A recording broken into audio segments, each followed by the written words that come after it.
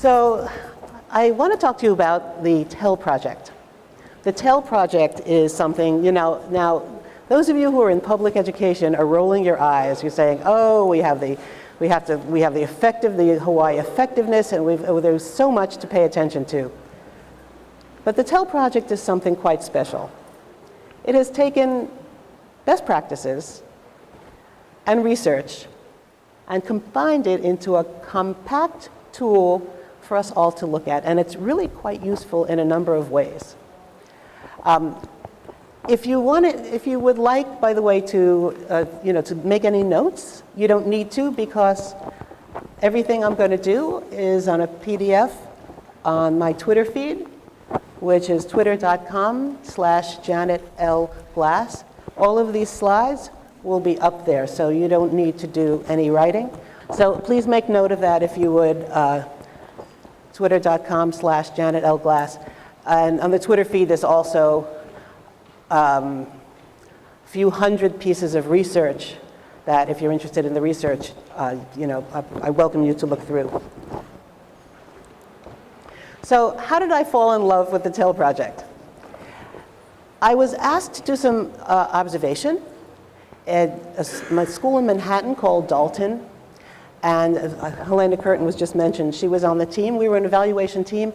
We were casting around for a good tool. You go into the classroom, and what are you looking for exactly? How do you know? How can you tell if this is really good stuff?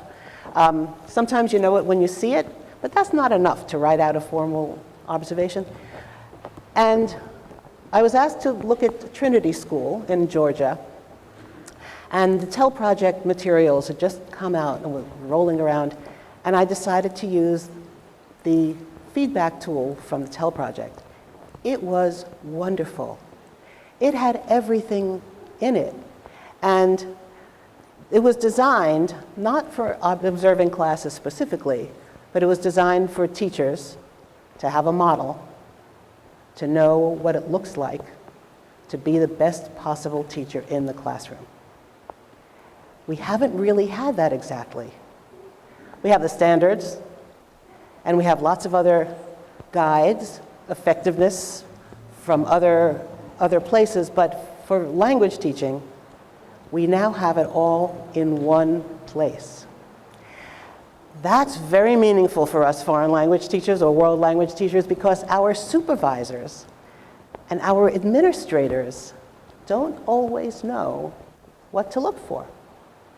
They walk into our classrooms, and it's in another language, and they know about the classroom management, and they know about how the room is decorated, and they know that things look okay, but they don't really know what to look for. The TEL project gives them something. So TEL project's starting to take off, and it has a Facebook page. And here's one of the people posted this. Finally, a language learning specific mentoring and self-reflection tool. This is a new concept in professional development. You have people come and speak with you. You put in a day, you put in an afternoon, they may come to your school, and then they're gone. This is a paradigm shift. This is professional development that you can tap into yourself. And it's a new concept. So it's self-reflection for educators, and it's also good for supervisors.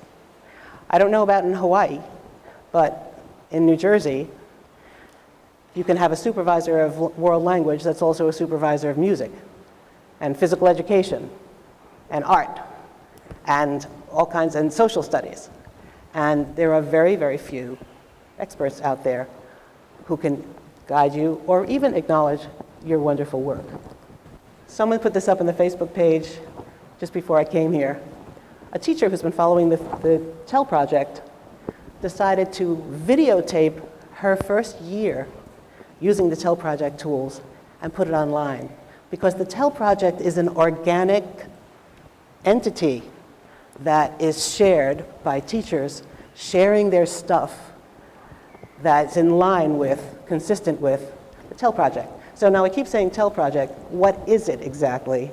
And I'm going to do something that people are not supposed to do, which is to have a lot of text on slides, because what I've done is taken 24 points from the TEL project, and we're going to read through them, but I'm going to highlight some of them especially. Helena Curtin, who was here to speak, I learned just recently from Lynette, and she says that TEL project is as groundbreaking as the standards. How many of you are familiar with the actual standards? Okay, the 5 C's. Can anybody name any of them? Any of the 5 C's? Communication, culture, connections, communities, and cultures. Comparisons is the other one. That came out in 1996, and that revolutionized the profession at the time. It said that this is the next revolutionary step in the profession. Where is it? It's online. And again, you don't have to write this because it's in all the, you have the PowerPoint slides if you go to the Twitter feed. And it has many, many different pieces. But what we're going to examine today is the full class feedback tool. So that's, what does a class look like that is effective according to all our research and best practices? It's 2 pages. First page looks like this, and the second page looks very similar, and you could easily print it out. And it's based on the Danielson method. Charlotte Danielson has been very influential in every state's effectiveness tools, including Hawaii's. And there are different domains: professional domain, classroom environment, instruction. And Charlotte Danielson is the foundation for TEL tools and the foundation for your effectiveness scale as well. Common Core, something that everybody's going, oh my God, another thing to worry about. But Common Core is in compliance with TEL tools, and so is the Danielson method. And I took a look at your Hawaii Educator Effectiveness System, which encourages you to look at student growth and student learning objectives, and everything that you're going to be meeting there, this will help you with. So here's the full class feedback tool. There are 24 points, and they're going to be, the 24 points are going to scroll across the screen. And the first parts of it are making sure the objectives are clear to the students. This is an ACTFL statement. It's the overarching organization for languages across the country. How much of the target language are you supposed to use in your class? And according to ACTFL, it is 90% or more. How many schools are doing that? 90% or more. You know, when you examine this, when people go and observe and they videotape classes, and teachers say, yeah, I do that. I do that. I stay in the target language all the time. At least 90%. You know what's found when they're videotaped? Not so much. It doesn't happen as much as our perception is. So how do we get around that? Well, comprehensible input, and we're going to talk about that a little bit more. So neither the teacher nor the students translate the target language into English, assuming English is the native language in the class. That's a statement that's controversial. That's a statement that's controversial. And not everybody here may agree with that, but that's what the TEL Project's research has given us. And how do you get around that? Well, the teacher uses a variety of strategies: visuals, concrete objects, hands-on, to make language comprehensible. How do you make language comprehensible? Teacher frequently checks for understanding. If you turn to your class and you say, you understand? You know what they're going to do? They're going to nod. Everyone's going to nod. Yeah. But do they? No. Most of them do, some of them don't. How do you know?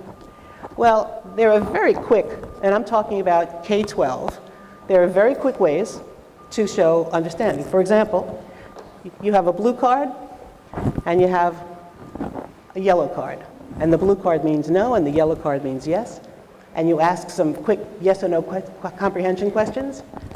And all the blues go up, except for one kid. Or all the yellows go up, except for a couple of kids. Or you notice that Johnny doesn't put up his card until he sees everybody else's card is up. And you notice that he's lagging behind because he doesn't really get it. So what do you do about that? Well, you go on for the rest. The students are doing the project, and you get Johnny, and you call him over, and you work with him because you've checked for comprehension in a very quick, very automatic, very instantaneous way, and you notice that he doesn't understand. We have to do these frequent check-ins, even though they look like they're understanding, but actually you've got to have proof. Of course, there's always pencil and paper, but I'm talking about as you're going on, real quick check-ins. Students engage in activities designed to meet the performance objectives and aimed at levels of thinking appropriate to their stages of learning. I've taught in elementary school for 19 years, and the interests, of course, are different than my high school students when we talked about new cars and driving and getting a driver's license and thematic units based around that. So we're going to talk about making sure that you're hitting the interest levels.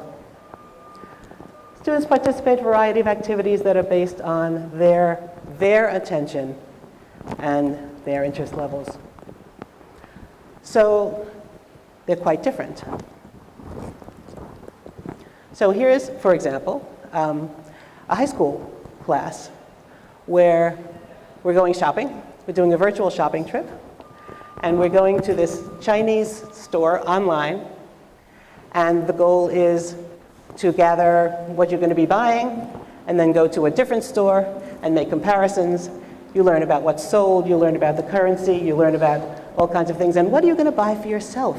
And oh, you find that video game that you love is also sold in China. And a lot of cultural comparisons, what's different, what's the same. Kids love to talk about what they're buying for themselves, buying for their friends as souvenirs. And this is a great interpersonal activity after this interpretive activity.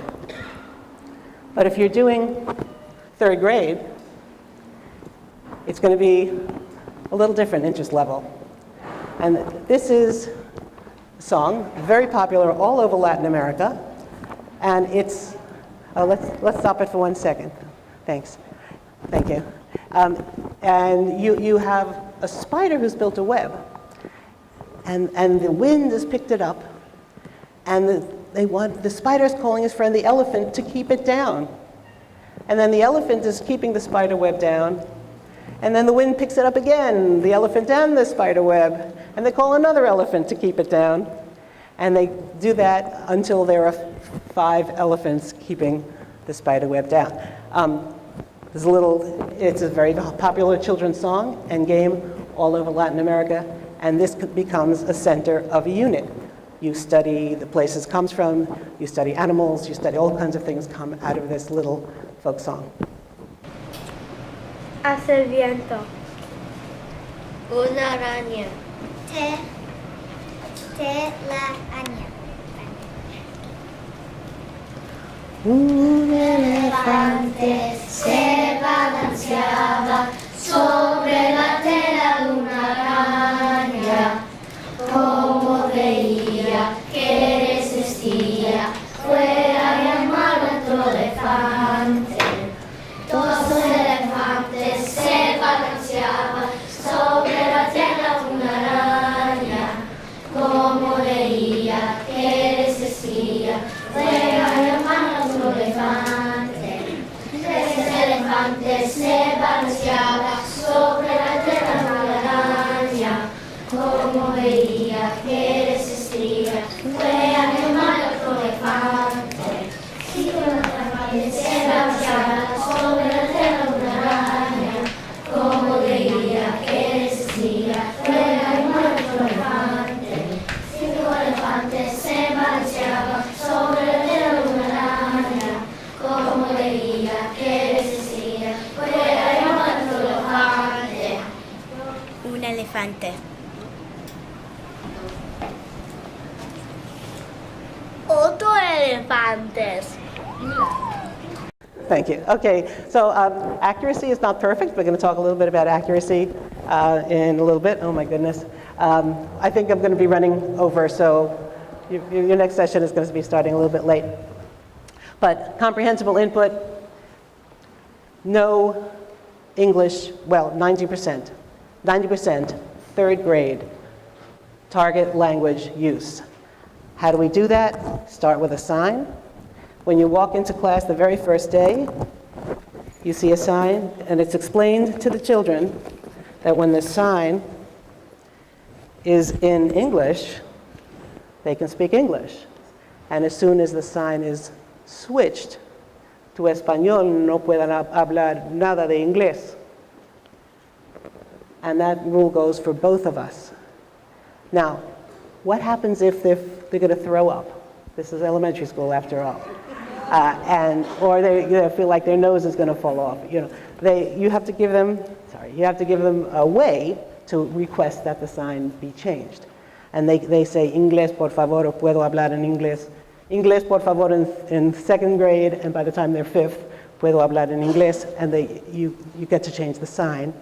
They ask that question, but then you can answer back in the target language, because often it's just a yes or no or a very simple answer. It goes right back to Español, and then you continue. This is in the front. First day, when they walk in, you let them know that this is the rule, and they get used to it right away. So this is a constant visual reminder that they see. They get very disturbed if I'm speaking English and the sign is in Spanish, because it's a cognitive dissonance.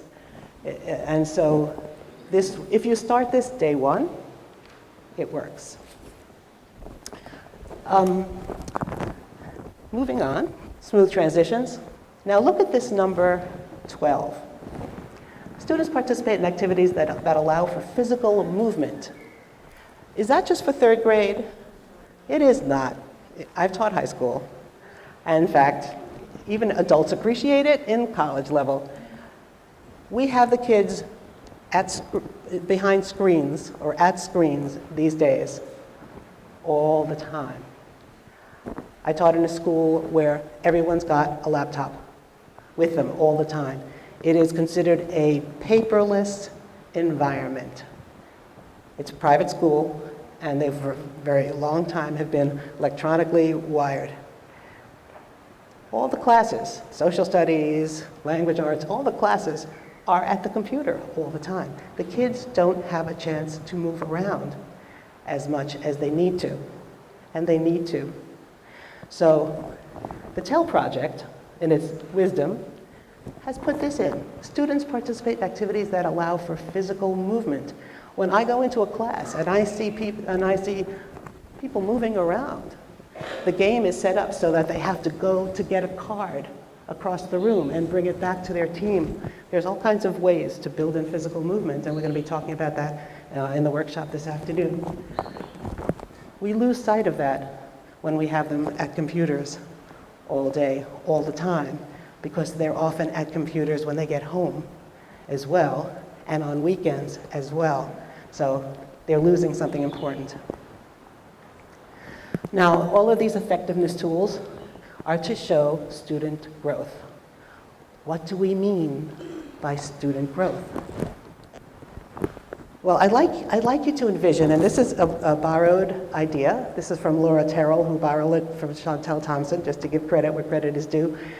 I'd like you to envision this tree in winter. You don't have this in Hawaii, but in New York and New Jersey, we have a lot of those. On the right-hand side is what the winter looks like, except for the pines, with our trees. They are bare. but they don't fall down because they've got a strong trunk and they've got strong roots and they have what they need to become beautiful in the spring and summer. And that's what happens in our spring and summer. The leaves come in, the flowers come in, at least the leaves, some don't have flowers, and it's beautiful. Here's what we're building for in our classroom. We're building for trees that stand up and don't fall down in the winter. And later, as they become more proficient, those leaves fill in on the tree. So here's what the trunk is. The trunk is their functionality. What can these kids do on the street? If you put them in Madrid, if you put them in Shanghai, if you put them in Beijing, if you put them in Buenos Aires, what will they be able to do? Can they describe something? Can they ask for directions? Can they strike up a friendship? Can they persuade you with something? Can they win an argument? Can they support something with their opinions? That's the functionality. But what are the roots? The roots are what we're doing in our thematic units. Our social structures, our topics, what we're talking about, that's the grounding. From that grow the functions. So what about those leaves? Those leaves represent accuracy. But we're not going for accuracy right away. We're going for functionality. The accuracy will come. And traditionally, we have made that mistake in this profession, aiming for accuracy first. The TEL project tells us, from all the research they've done, that that is misguided. So what does student growth mean? Student growth means that they are becoming more proficient, not accuracy until later when the stage is appropriate. So what does this mean in terms of what we call text type? We start out with words. We move to memorize phrases and sentences. Then we move to simple sentences that are original and creative. Then we move to strings of sentences, and then we move to paragraphs. And this builds over time. Simple sentences get connected. They get to complex and compound sentences. And here's what our growth chart looks like. The novice at the bottom, their text type is smaller. They have memorized sentences and words. What can they talk about? Not as many things as they can later. So the situations get more, the context gets greater, the proficiency gets greater, and we go up the scale.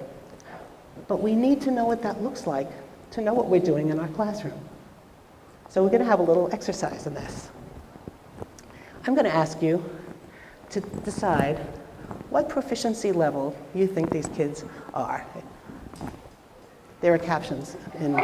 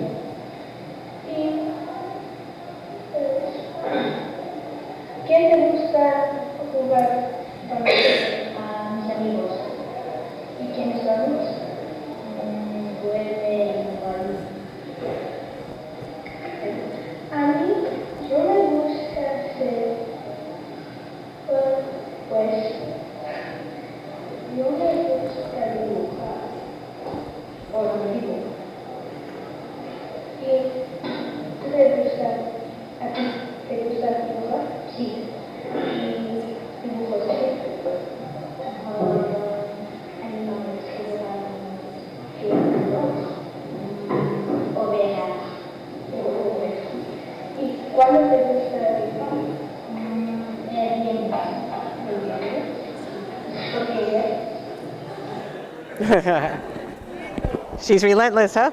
She's relentless, Isabel. These are fifth graders.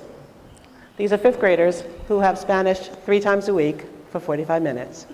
Fifth graders. Now, when I first started teaching, like 40 years ago, and somebody would say to me, can your students have a conversation? I'd go, sure they can. And when I eventually tried it, 10 seconds. 10 seconds, it was over. Because they really, really couldn't.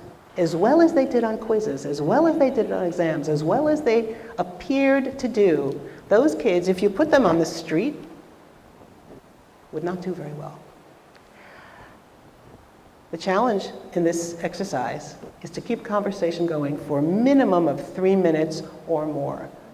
I've had kids get to 10 minutes, 5th grade. So here's what I'd like you to do. The person next to you, I'd like you to talk to the person next to you if you would. I'm just going to give you 30 seconds here to say, what's the proficiency level of Isabel? Isabel, actually, she's not a Spanish native speaker, and David, and are they the same, and what proficiency level would you guess? So I'm going to give you 30 seconds for that.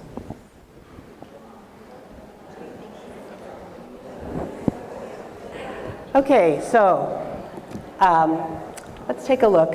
Let's take a look at the rubric used to assess this activity, because this is an assessment. This is how we can assess in ways that are more meaningful. This is interpersonal language.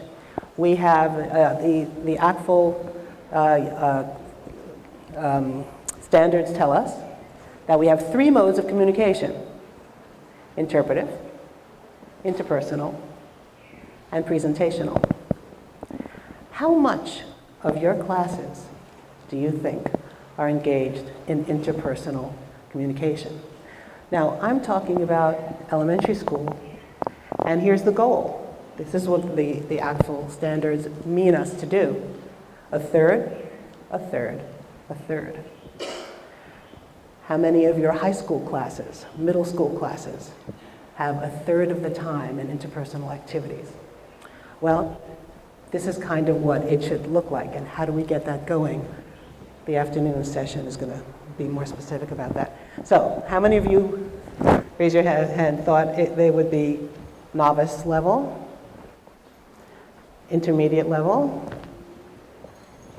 advanced level? Okay, let's take a look at a rubric. And here's the rubric that was used.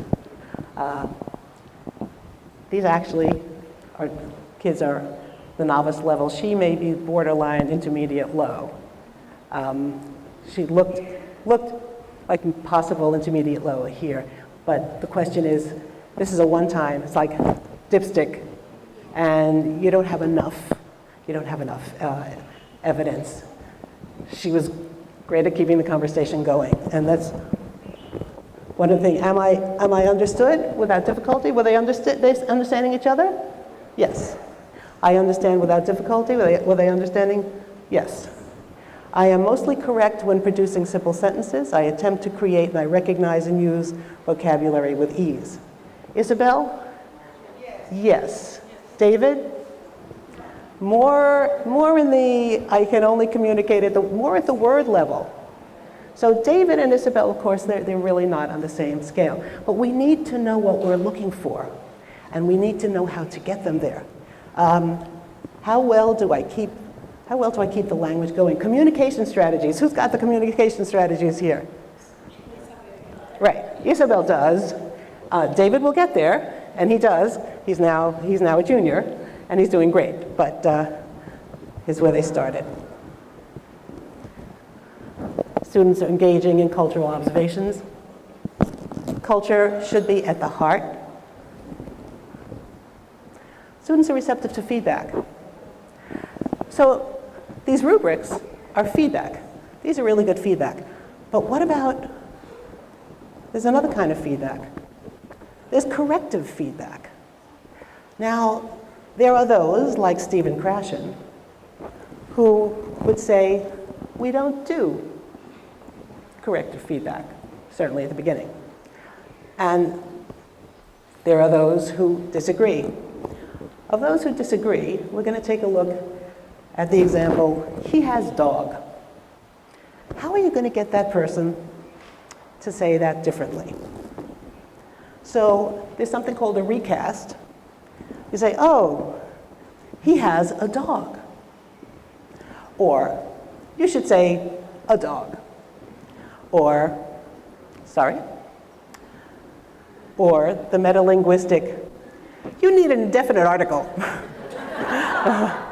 Everybody's laughing because if you're thinking of my third graders, you know how funny that is. 5, elicitation, he has, or repeating it wrong, he has dog. So I'm going to give you another minute, but first I'm going to ask, no, I'm going to give you another 30 seconds.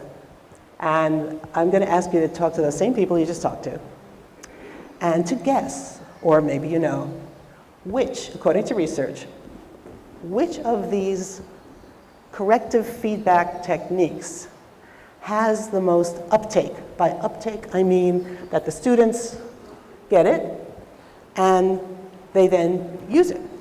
So 30 seconds, please have a conversation, quick conversation about this.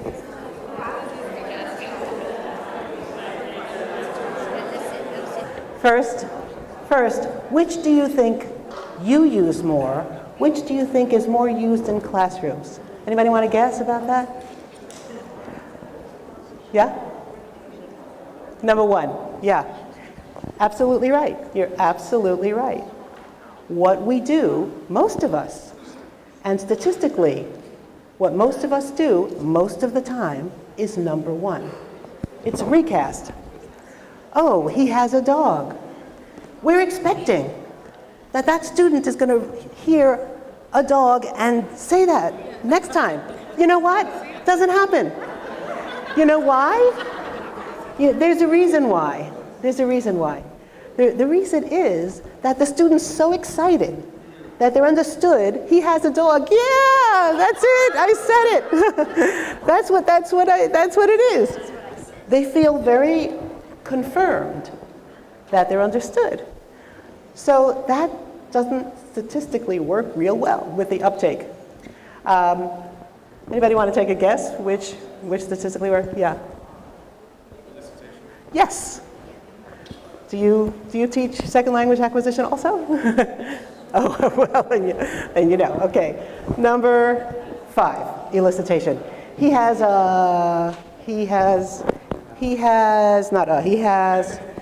And you prompt them.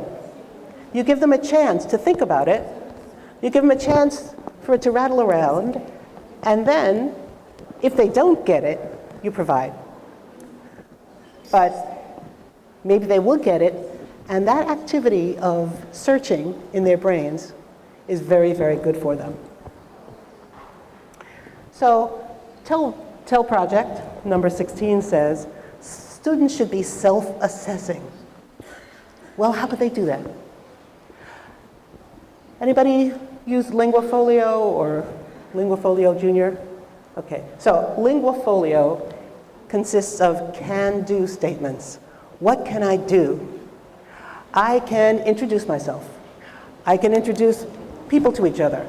I could apologize. I can make a speech. I could read an entire book. I can do math. I can, what can I do? I know how to respond when somebody sneezes in the target language. Self-assessing, can-do statements. Go to Google LinguaFolio, and you can download a bunch of them. Very good for them, for the students. Very good to show growth. Very good to show parents.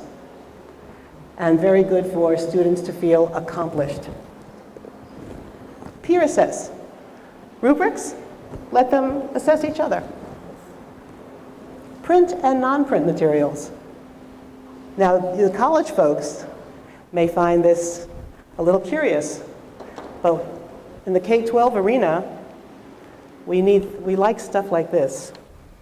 Esta es la caja mágica, y en la caja mágica Bueno, eso es la bolsa mágica, es la bolsa mágica. Bueno, tengo también una caja mágica.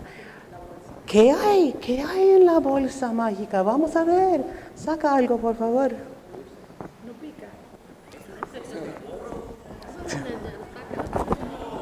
Oh, ¿es un animal? ¿Es un instrumento musical o es un animal? Bueno, claro que es un animal. Se llama una llama. Nosotros vamos a leer un cuento sobre la llama. ¿Qué más hay en la caja mágica? La bolsa mágica. Ah, es un muñeco, es un chico del Perú, es un peruano. You get the idea. There's more, but this will be part of a workshop this afternoon. Manipulatives, objects, cultural items, they are always intriguing. High school, college, lower school, something that is not on a screen is going to be even more precious these days. So the TEL project wants you to use these.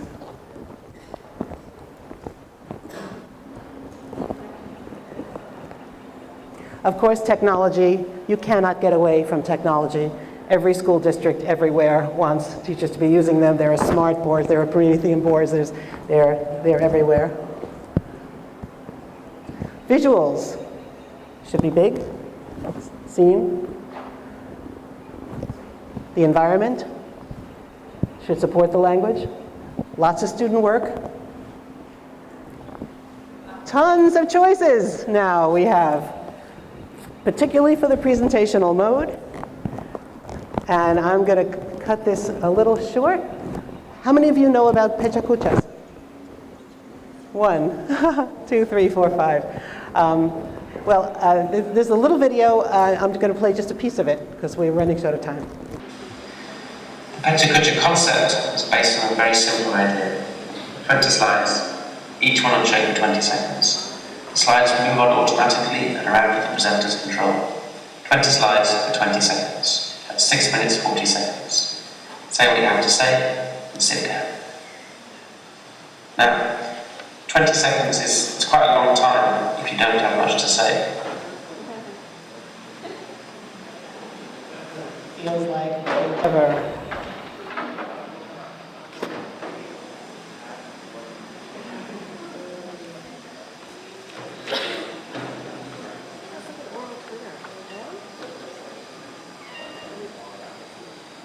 But 20 seconds is almost no time at all when you know that you only have 6 minutes 40 seconds in total to get your message across. Remember that you, the presenter, are not in control of the slides. You don't have one of those clicky things. Your colleague isn't waiting for your cues to press the mouse. Once you start your presentation, the slides will move on automatically after 20 seconds. You need to be focused, not get sidetracked, and you must make sure that you stay in sync with the image behind you. At no stage do you want to be embarrassed. You're talking about one thing, on the screen behind you, completely unrelated and potentially diverting images on show. I had to practice long and hard to make sure that doesn't happen in this presentation. 20 seconds, 20 slides. Part of the spirit of pecha-kucha is that the images should support the speaker's message. The message is not there to explain what you can see. The image should not be too distracting. We want the audience to focus on what the speaker has to say. Okay, we're going to move on. This is short, but not short enough for us this morning. Pecha-kucha, 20 seconds, 20 slides. Have you ever been in a classroom where you've assigned something to a student and it goes on and it's terrible and you're dying and the other students in the class are dying and nobody's paying attention and they just want to be out of there? Pecha-kucha concept will prevent that from happening because it provides a structure where the slides move along, 20 seconds, and the student has to be prepared. You can do this in groups, pecha-kucha groups. You can cut the concept for much younger kids to 10 slides, 10 seconds, but sometimes having something open-ended is too much for students. They need a structure to package it in, and sometimes that brings out more creativity. Do the students know what the pictures are ahead of time? The students are choosing the pictures. My third graders can do PowerPoint. More and more these kids can do presentation materials at any grade level. So what are some possible pecha-kucha kinds of things? How to stay healthy, public service announcements in the target language. Students get the pictures, they narrate, 20 seconds. Prepare a folktale for another class. You need to have an audience, an authentic audience. Activities you like. Everyone does activities you like. And by the way, this is a great growth project, right? The beginning of the year, how much can they say about who they are and what they like? The end of the year, how much more can they say about who they are and what they like? Here's your proof. That's SGO or SLO, Student Learning Objectives, for your effectiveness. Lots of platforms out there. iMovies, Photo Story, endless. What do you do when you get a pecha-kucha? You assess it. The students see the rubric first, so they know what's expected. This, by the way, is, again, it's twitter.com/JanetLGlass. It's all there. Intermediate low. There's rubrics for every kind of activity, every mode, every level. And this is a gold mine for rubrics. Again, twitter.com/JanetLGlass. You'll get the website there. This will give you rubrics for novice, intermediate, advanced, for presentational, interpersonal, and the other one. Presentational, interpersonal, and interpretive. Yes, thank you. Your seating in your classroom matters. And at the end, I want to turn your attention in the end of class to your learning objective. So I'm going to do that right now because my learning objective is to tell you something about TEL project. So I'm going to ask you to turn to the person next to you and give you 15 seconds. What's one thing that you know about the TEL project that you didn't know before you came in here? Thank you very much. We're running a little bit late, but you've been a great audience. I really appreciate it. Mahalo.